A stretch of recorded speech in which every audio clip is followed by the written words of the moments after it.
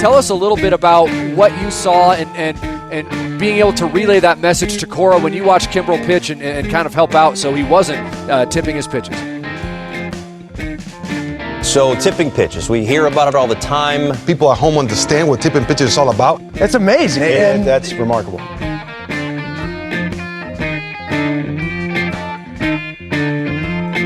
Alex, Bobby, I'd like to start today's episode, aka this week's episode.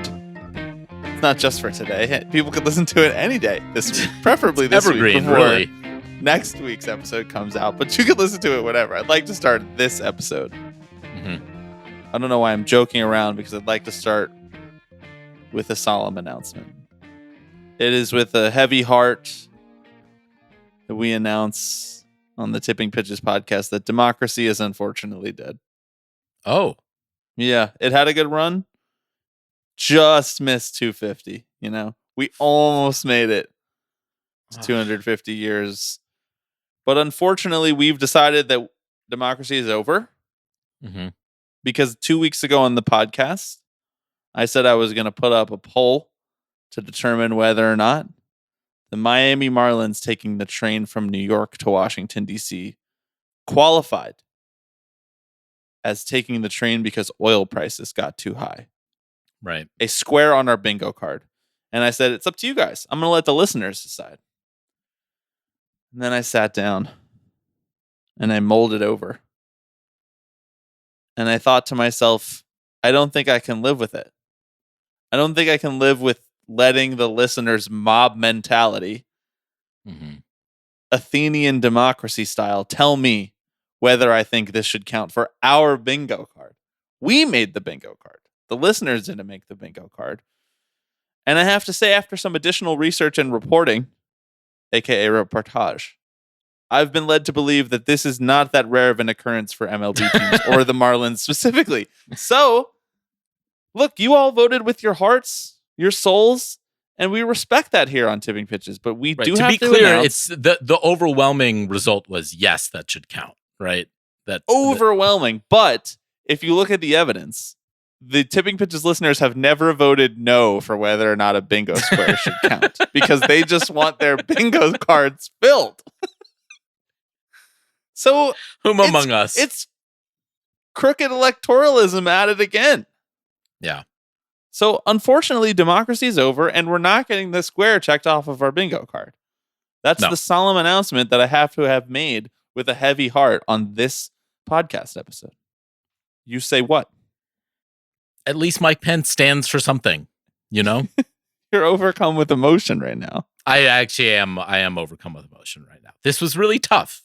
I've had to sort of sleep with this idea over the last few nights. You know, as you do, you sleep with ideas, right? Always. Some say it's been the tough. Reason I don't sleep. Too many ideas. It's been tough. I think it's the right call. I think kind of objectively, it is hard to say this team took a train. Therefore, it must have been because of airline fuel prices. Yeah, that's a bit of a stretch. I'm not counting out the possibility that this would still happen, that a team would take a train and say afterwards, have you seen what Delta's going for these days? No way. Well, let me ask you this. As our current expert on J.D. Vance and the peace negotiations in Iran, would you like to weigh in on whether a team will take a train because of skyrocketing oil prices? I've heard there's only 4 weeks left of oil. 4 weeks? Really? What's that up sounds with like that? You're really up on it. It's like the boy who cried peace treaty over there. JD. Look, thank God, because I've been begging, you know, every time we get on here, I'm like, please, can we talk about international politics? And you're like, no, absolutely not. And this has given me the in. And everyone just needs to take a chill pill, man. Oh, everyone needs to head to the Yacht Rock concert that you were at. No, everyone needs to head to the Yacht Rock. See, if you were at the Rock Yacht concert, you could end up like me. Totally. Is this an insensitive cold open?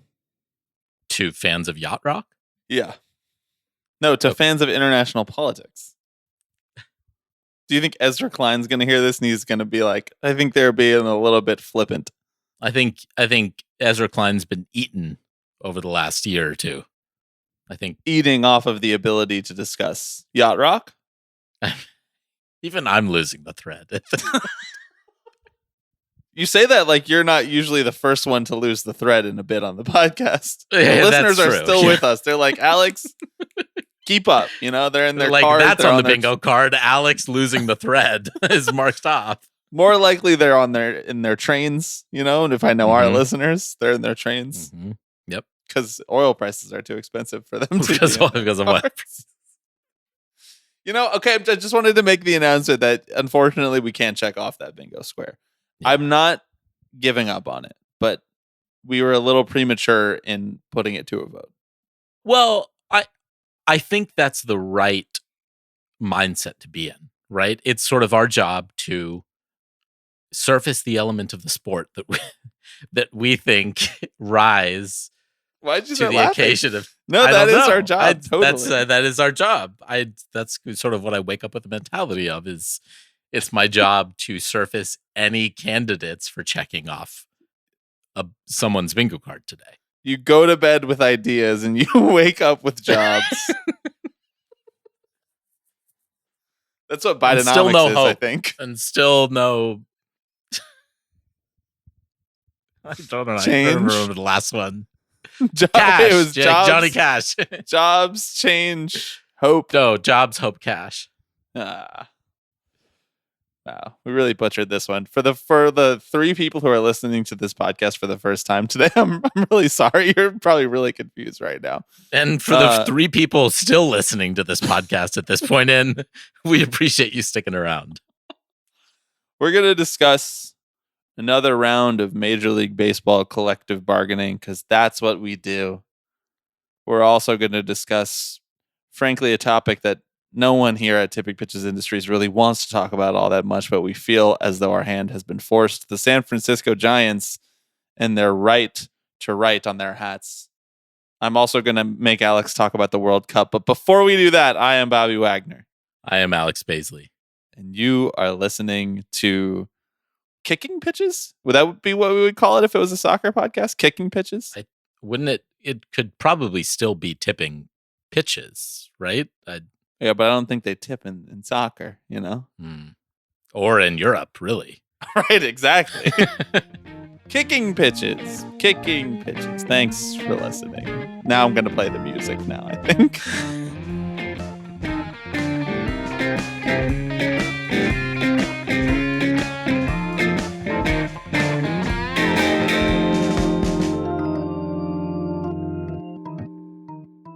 Thank you to this week's new patrons, Francisco, Four Locos Basilisk, and Chalk.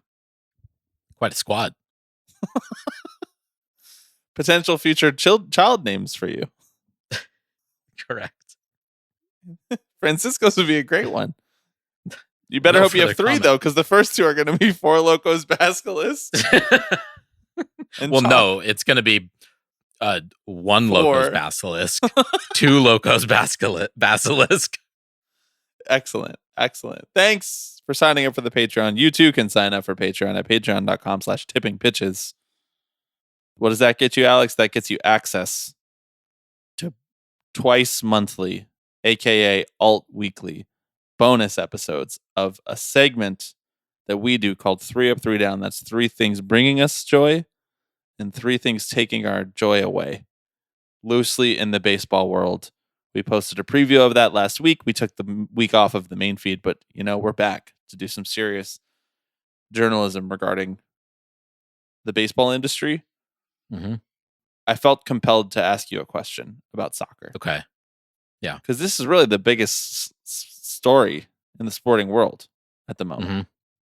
Much consternation has been had about Fox's decision to pair Alexi Lawless, a truly reviled sports analyst who has no fan base, alongside Thierry Henry and Zlatan Ibrahimovic, two of the greatest soccer players ever, and who are quite liked as analysts, from what I can tell. These gentlemen are not getting along on the set. I don't really care about that. I'm not here to talk about that. Everybody's talking about that. I'd like to ask you this. Fox is making a big meal out of this post-game show that they have, this late night soccer recap show that they've been doing that is hosted by, you're never going to believe who it's hosted by. It's hosted by James Corden. Mm-hmm. And I just keep thinking every time they plug it, I'm like, who's the audience for this? So I wanted to know from you. You're looking at him. Who, like, if Fox came up with a show that was like late night baseball, a whip around sort of loosey goosey summary of what happened in the day. It could be for the WBC or it could just be during the regular season. I don't really care. Who, like James Corden, is the worst possible option that you could think of to host that show?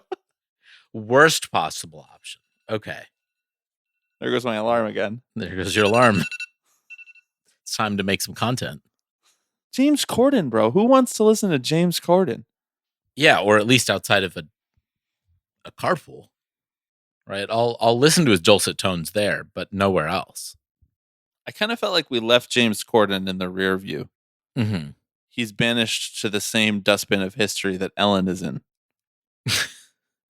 You're saying you don't believe in second chances? You're saying you don't believe in restorative justice, Bobby? Yeah. Well, I don't believe in democracy anymore, so maybe in this case, I should get on the Ellen train. Yeah.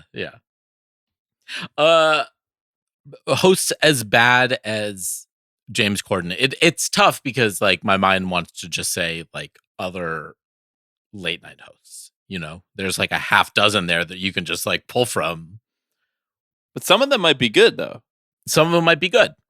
Like Conan was just in the new Toy Story movie, and he's excellent. Well, I think Conan O'Brien is extremely funny and a really good comedian. Of course. Hot take, but boy, this guy should start getting some more gigs. Kimmel would be pretty bad. You think Kimmel would be worse than Fallon? That can't be true. That can't be true.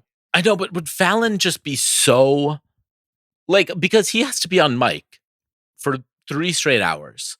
Like, would he be so overwhelmed by being the center of attention that we would get something like bizarrely artistic out of him in the last 3 or 4 innings? Like, if we just keep pushing him, like, I want to see Jimmy Fallon trying to broadcast a baseball game in the 17th inning. Yeah. You want to see what's in the dark underbelly of Jimmy Kimmel. Yes, exactly. I want him to see the sunrise over the stadium. How did Jimmy Kimmel become the face of the blue wave liberalism of the 2020s? Psh, maybe your blue wave liberalism. Mine was Stephen Colbert. Right, of course. No, mine's still David Axelrod, just like the 2010s. Okay, all right. Bet you didn't think that David Axelrod's name would come up in the first 30 minutes. No, and honestly, I'm sort of just kind of considering where to take the bit next. Maybe he could be the host of the post-game show. Now we throw it over to David Axelrod to discuss today's baseball highlights. Ladies and gentlemen, Pod Save America. He's not even one of the hosts of Pod Save America. Although they would be good. Can you imagine Jason Benetti throws it to John Lovitz? Mm-hmm. That's an excellent one. That's excellent. Now I'm kind of getting excited about that idea. You're the only one. I know. I feel like there's a bad delay. Is there? Yeah, I think so. I can try and anticipate what you're going to say.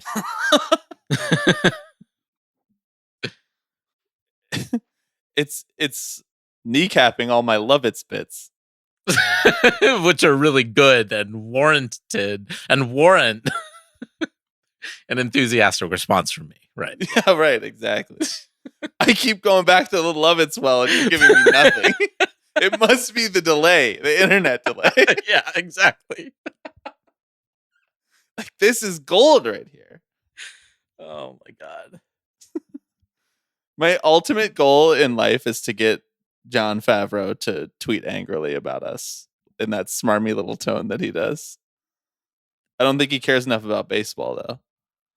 I think we could get him there. Actually, All if anything, I think this is our moment to get him here. Cut this out as a highlight. Well, I didn't mean this literal pod. I just mean this moment in the baseball world, right? This is where our 'cause of the platform CBA. and the CB, we can be on the radical sort of frontier, Yeah. We don't use in this the moment mentions. to pivot our business forward, to make ourselves seem more serious as pundits, journalists, hosts, No. media, entertainers, moguls, if you will.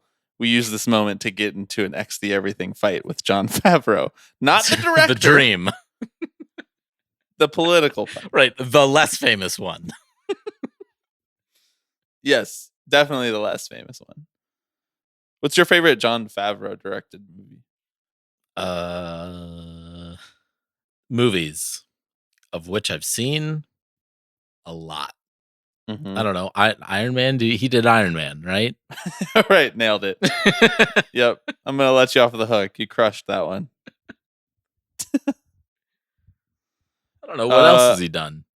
He Avengers. He did a lot of the Marvel movies after. Right. Well, I'm talking about movies, right? Like, He just directed Mandalorian and Grogu. He mhm. directed the live action Lion King. That's crazy. Remember? But then they followed that up with a live action Mufasa directed by Barry Jenkins, Oscar winning director and screenwriter of Moonlight and Say it If with Beale me. Street Could Talk. Get that bag. Like, I guess so. You know what Favreau has directed? It's one episode of Jimmy Kimmel Live. Maybe we could get him on board for the MLB post-game show. He directed Elf. That's pretty good. That'd probably be my Oh, answer. that's a good pick. That's a good pick. Yeah. Well, I already picked it, so you're gonna have to go with Cowboys and Fuck, Aliens from goddamn. 2011. All right. Now that we've killed 30 minutes, can we talk about the CBA? That was good. The good work on your part. Thank Let's you. talk about the that CBA. was the goal.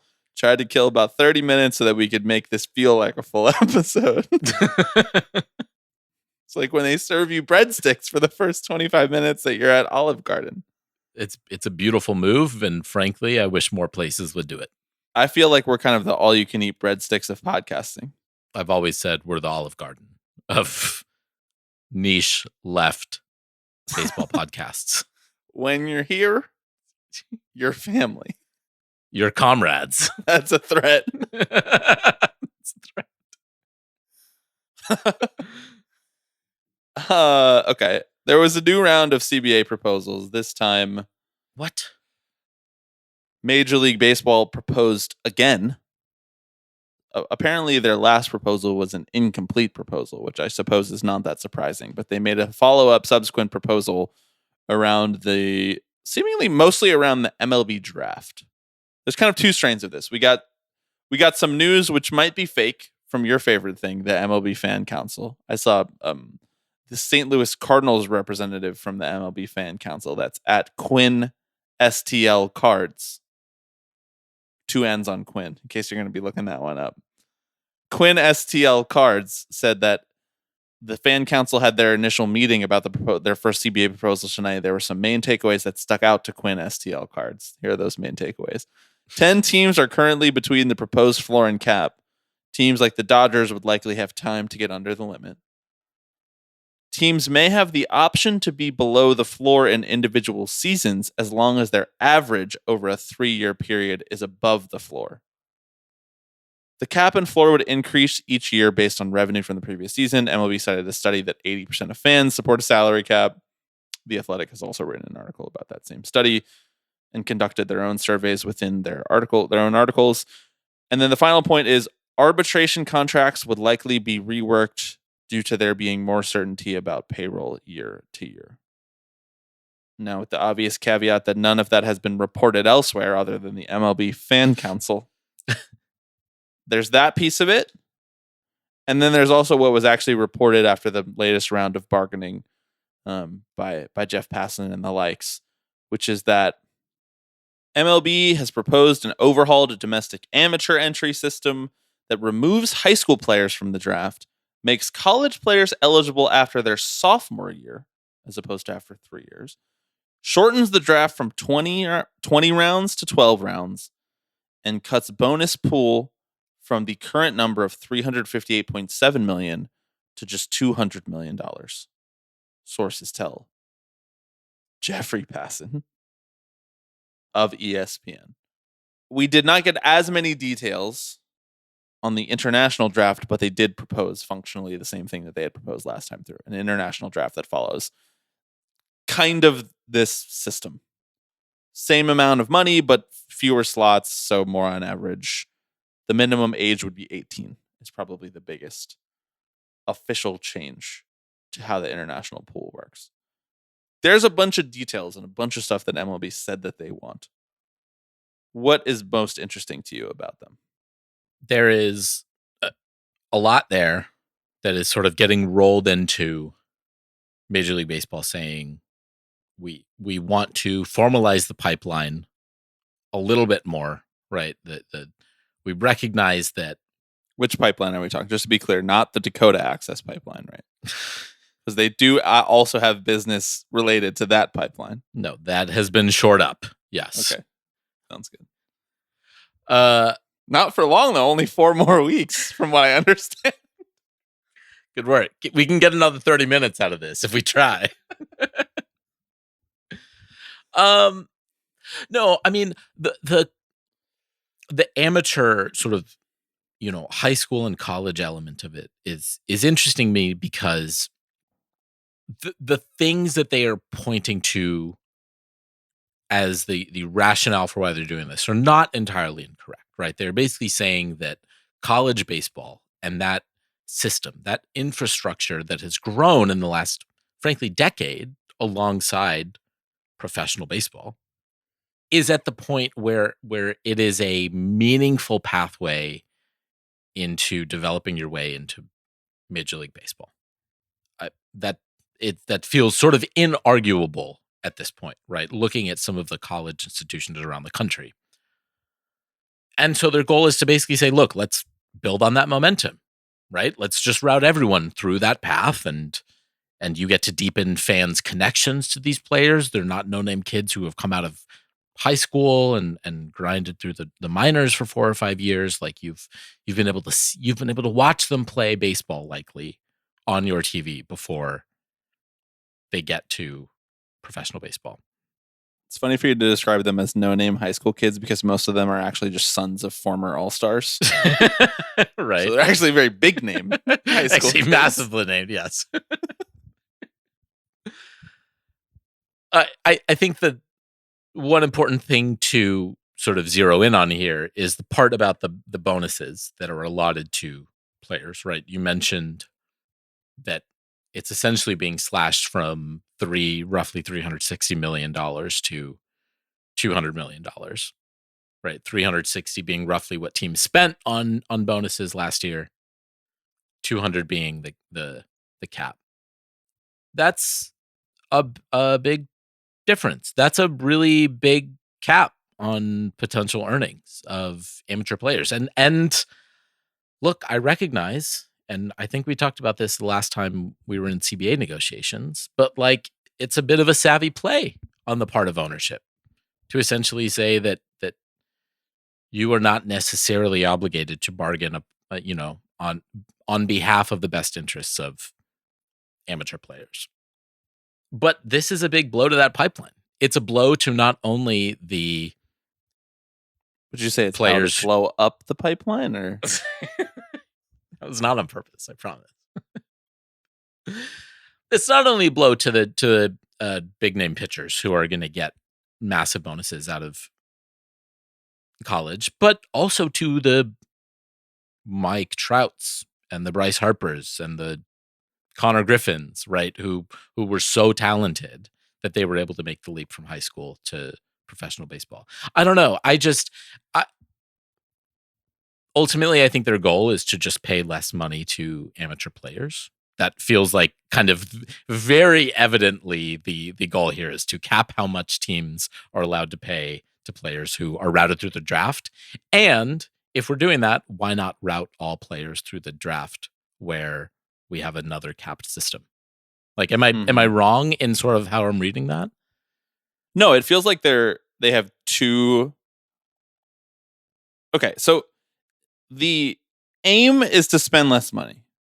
They've been pretty clear about that. Like, cap it, spend less, because some teams are going out of control and other teams can't keep up with that. And so our solution to this is that we just have to create structures that allow teams to spend less functionally.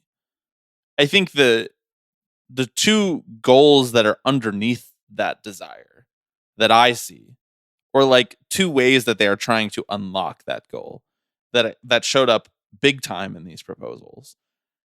The first one is they have better accountants than the players do. Like they have more longitudinal leverage than the players do, because an owner is going to own the team for 20 years and a player is only going to play on the team for likely 3 years, on average or whatever. So they have the ability to think long term. And so when they make a proposal that looks appealing on the surface in the short term for players, they're daring them to say no to it, much in the way that they have in the past. Like you're right to reference this with the international draft negotiations the last time through.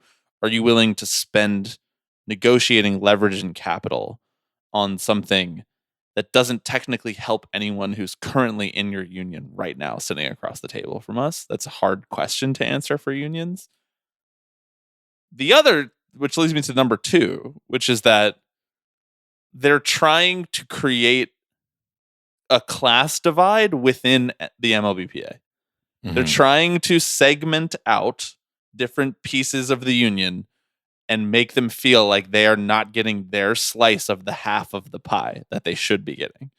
One is like, guys, from these proposals, one of those sections would be guys who don't get big bonuses, because most players don't get big bonuses. So they're trying to say, let's cap that at 200 million so that we can take some of the revenue and reallocate it to other things, rather than a guy getting a $4 million bonus before he's ever thrown a pitch or swung a bat at the minor league level, even.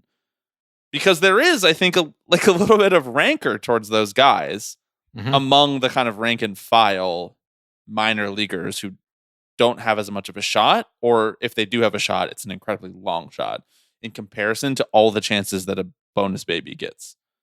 Another section of those players is like the middle of the market player, which owners have effectively carved out of the economics of baseball, because they arbitrate the hell out of all salary to try to keep it below certain numbers so that the middle class doesn't exist. But they're more than happy to pay for top end talent because they know that drives revenue for their franchise in the long term. So they are as willing, if not more willing, of a participant of the stratification of MLB player salaries over the last couple decades, because they know that no matter what the players negotiate, it's not going to be able to keep up with demand and their actual value to these teams as, no pun intended, assets that they can literally depreciate over decades, when it comes to what, for example, the IRS charges them for owning the team. So they're trying to pit different parts of the Players Association against each other. They're trying to pit current members against future members. They're trying to pit major leaguers against minor leaguers like they have in the past. They're trying to pit well-paid draft prospects versus draft prospects that are going to go lower in the draft.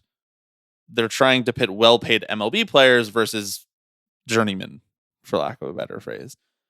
All the while, they're just trying to like shrink the game. This was my observation when I first saw this proposal. The first thing that I thought about was like, everything that they've done in an effort to like steward the game has been resource hoarding over the last decade that we've been covering this sport. They want to shrink the draft. They want to shrink the minors. They want to have fewer levels. They want to have more control over the game. They want to have more willing partners at each level of the game. So all of these universities are so in bed with Major League Baseball. They hand over all of the data and analytics the way that MLB front offices like to have them. They broadcast the games in a way that are highly visible that MLB can send scouts to. They're basically just putting them on a pipeline to become the players and asset class that MLB wants them to be. And they control the whole thing. It's the same thing with Diamond Baseball, by the way, too.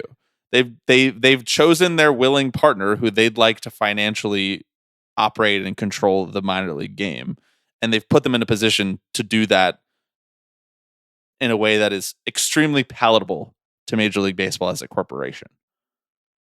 Well, what they're doing is smart, right? Like if, from an ownership perspective, right? You look at a class of young players, whether it is high schoolers or whether it is, international amateurs or whatever, and you say ultimately they have to end up in our development system, right? Our development system being the minor leagues.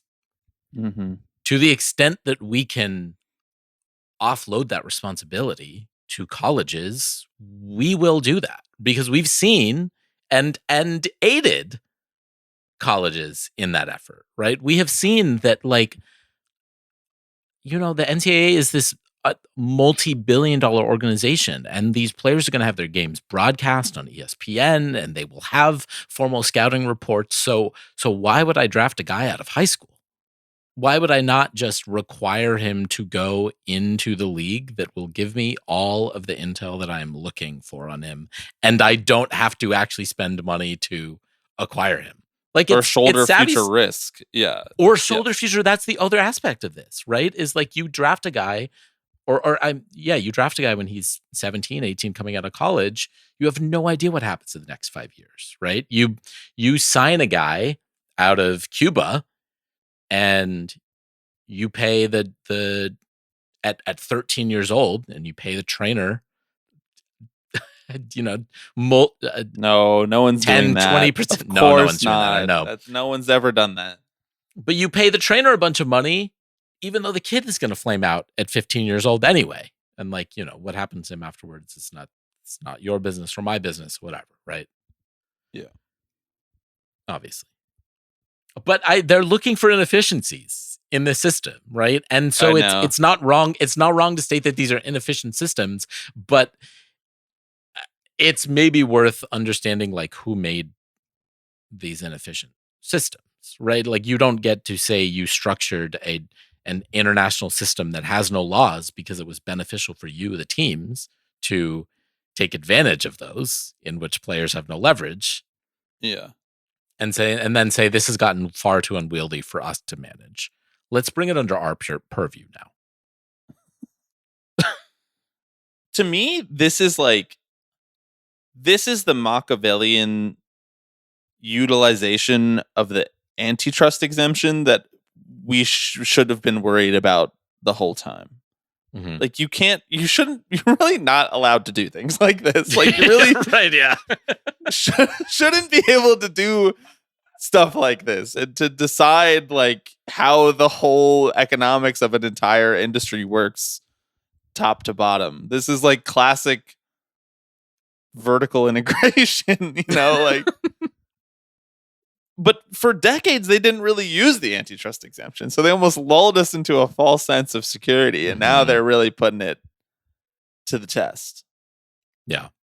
And they know that it's not really at risk while they remain an extremely effective, essentially lobbying arm, like a major lobbying industry in this country. So they can operate like this without fear that they will be reined in for what they are doing. And again, I personally view this as MLB having the luxury as the capital class to be able to think about things 20 or 30 years from now. Yeah. And that's a hard organizing challenge because they will always have the ability to outlast because $1 billion lasts longer than $1 million. But that's how industries get hollowed out, you know. Yeah. You keep taking those incremental exchanges, and then it's death by 1,000 cuts 25 years from now when MLB set the terms through which all of the caps and all of the economics and financial models would work, and you didn't really have the luxury or even the foresight to know about some of these variables that they were considering. Mm-hmm. So don't take the deal. It's a long way, really long way of saying that this is a bad deal. Don't take it. Yeah. Don't Which let is them worth fuck with noting. this draft like this. The PA came out and basically said this would be a massive negative for the players. Why would we do something like this? And of course, they're supposed to say something like that, right? You would never come out and be like, that was a reasonable proposal the owners put forth. We're going to take this under advisement. But like, hold the line. Yes, this is where you are drawing the line in the sand and should be and should continue to, you know? It's really funny for them to like run a 8-year long like grow the game campaign, and then like all their proposals are like actually shrink the game. Yeah, you're right. A part of this I proposal see those is, like, numbers going down. I see a lot of numbers going down. That's not what growth looks like to me. Yeah. They included a promise. They were like, we're not going to shrink the minor leagues this time around. And I was like, that makes me think you're going to shrink the minor leagues next time around, frankly. I'm going to start doing stuff like that on the podcast. Yeah. I'm not going to edit you to make you sound really dumb on this podcast episode. on this podcast. On this one, I'm not going to do that. Yeah. I'm not going to do that. Yeah. And you should You would trust that. Why would I do that? You can edit me to make me sound however you want, Bob. I trust All right. you. Sounds good. My voice is in your hands. I'm filtering you into ChatGPT as we speak. You don't hear much about ChatGPT these days. It's all about Claude. Mm-hmm. What's up with that? Yeah. What's the deal with? Sam fell off. I know. Should we fund the Andrew Garfield OpenAI movie that Amazon just dropped? Yeah, would you like to weigh in on that? I don't think it needs to be funded. I think it needs to be distributed. I think it's already made. Or however, but whatever you do with movies. So it has to be bought off of Amazon. Now, we've been saving Patreon money for a while now. Yep. Do you think we have enough to get it over the Yes, line? I do. Yes, I do. You think we do? Yeah. Okay. Well, I take my lead from one Alex Rodriguez, which is to say, you can have not enough money to buy an NBA team and to buy an NBA team. That sounds like a problem to be figured out. Who's going to be our Mark Laurie? Ooh. Who do you think is the most generationally wealthy listener of this podcast? Let's see. Well, Passon doesn't really listen, so he's out. I don't know. I hope it's some random like hedge fund guy who lives in Wisconsin. You know, the big hedge fund community out there in Right. Of Madison, course. Wisconsin. Well, yes, he works very, very closely with our friend, the owner of the Milwaukee Brewers, Mark Attanasio. Mark Attanasio, out in Wisconsin. Yeah. They split their time between Wisconsin and Malibu. Mm-hmm. What they get up to in Malibu, who can say? Legally, we're not allowed to come down on one side or the other.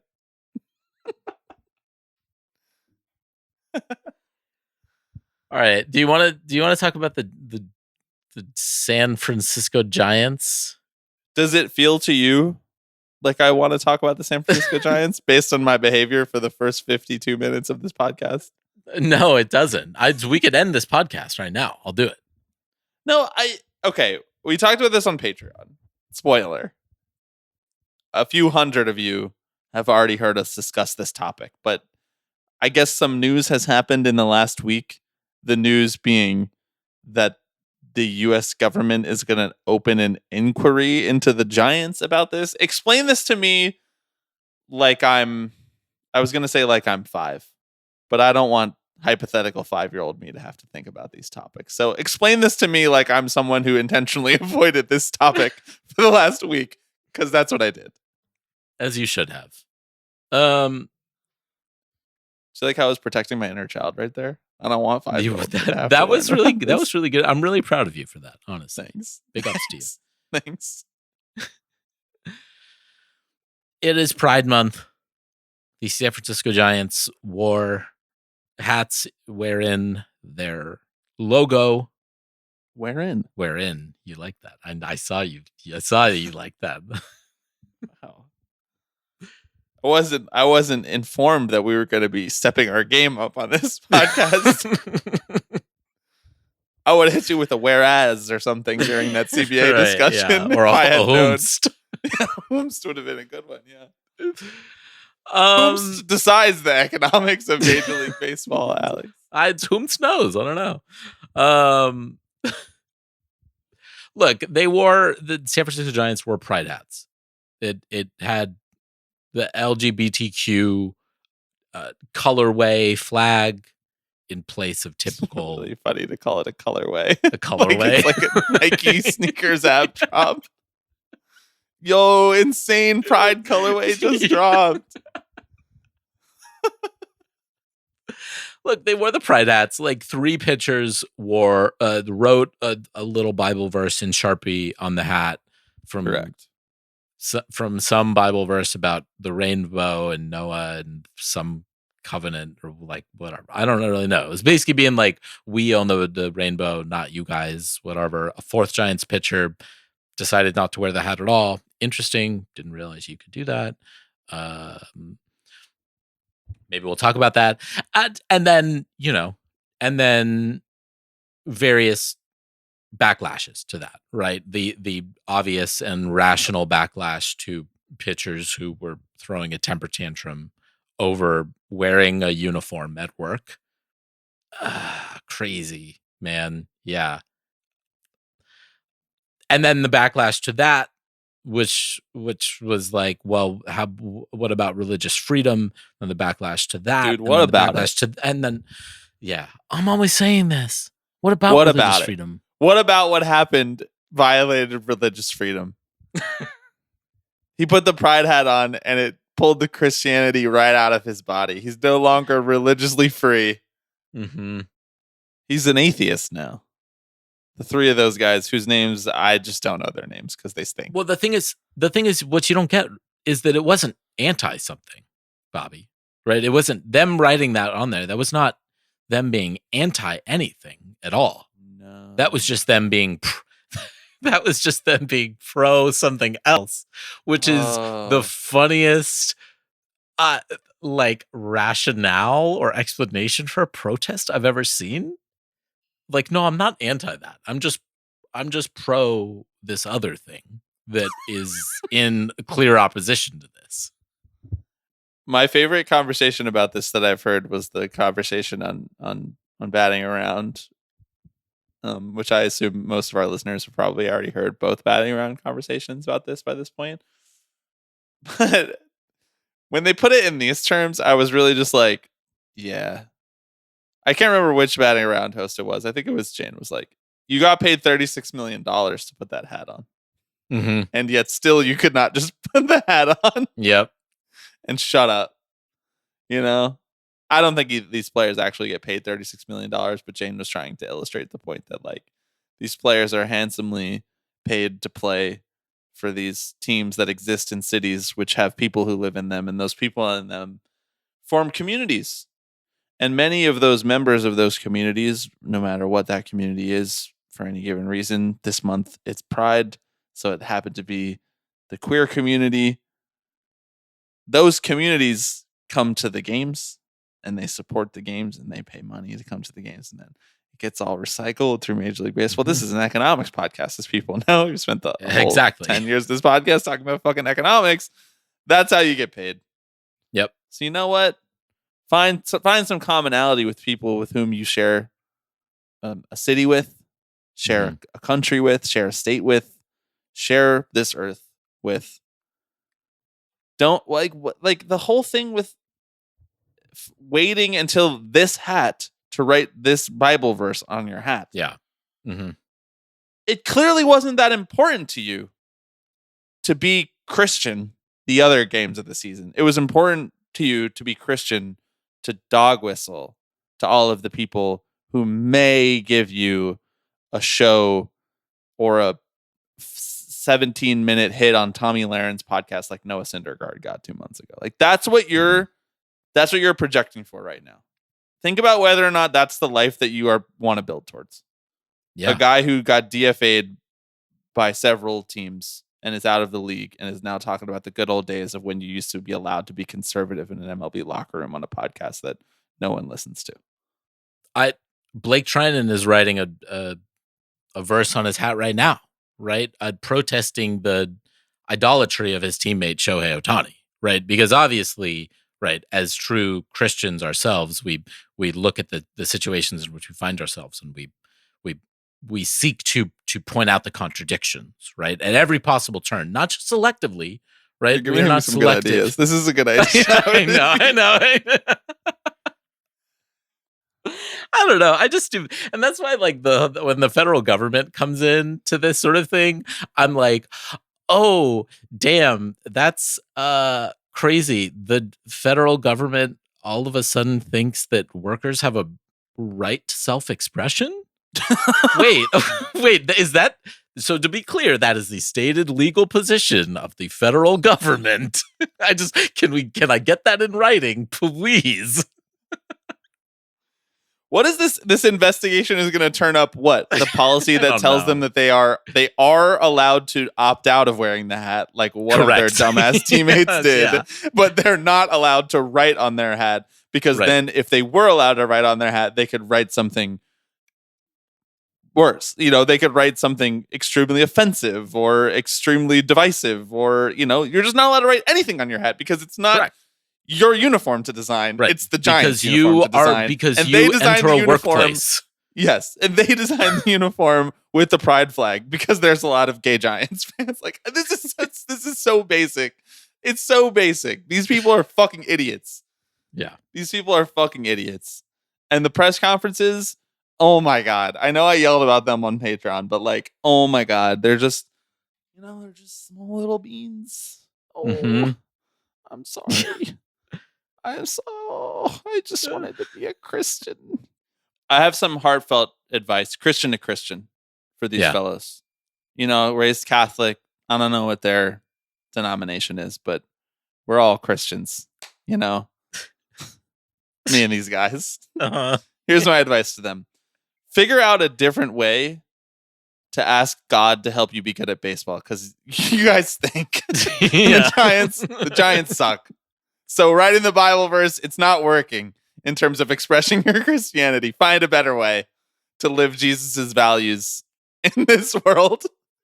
Preach, brother. So stupid. My last assessment of the Giants situation is that Tony Vitello ain't the guy. Yeah, he does not have it. He doesn't have control of any situation, this or other ones. There was a video of Rafi Devers today refusing to come out for a pinch runner. He just kept going, no. He just kept going, no. And then the pinch runner stayed out there and they replaced him. And then Devers went back into the dugout and refused to look at anyone. Someone tried to give him a high five. He dodged him like it was freeze tag. It's just not a good situation happening in San Francisco. I think the Vitello experiment, I think we might have a conclusion. Yeah. I agree. I'm willing to give him the year, or at least the rest of Pride Month, to turn things around. Okay. Anything else for the good of the order? For the good of the order? Which order is that? That's Robert's Rules of Order, of course. Oh, fuck. I forgot. I can't believe you don't remember this from when you were the president of NYU Greek Life, where every meeting had to be conducted. Right, no. With Robert's Rules of Order. And logged as official notes with the university Greek Life program.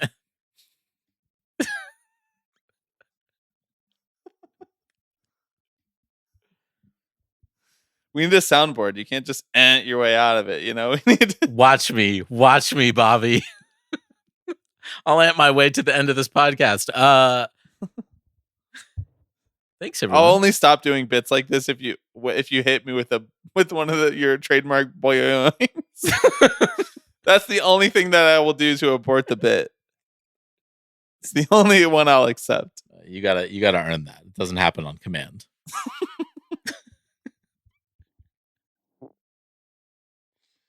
Anyway, anything for the good of the order before we end the podcast? Nothing for the good of the order. Come to Denver, Oh yeah. August 22nd. Submit your interest in the Google form in the description, which will be closing soon because we when need do you to want to close buy the tickets. When do you feel like End is of a this fair month? amount? Here's some context.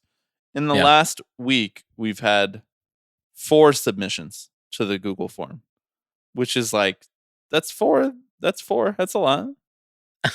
Mm-hmm. So I say close it now. I say close it yesterday then. Okay. Maybe we give people a week.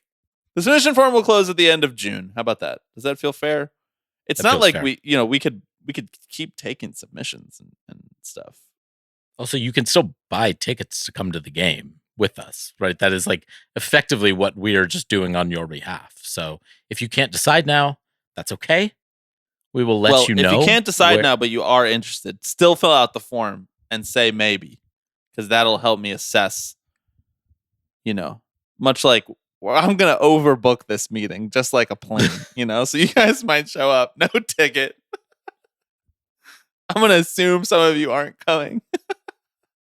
You're Just all in boarding group 6.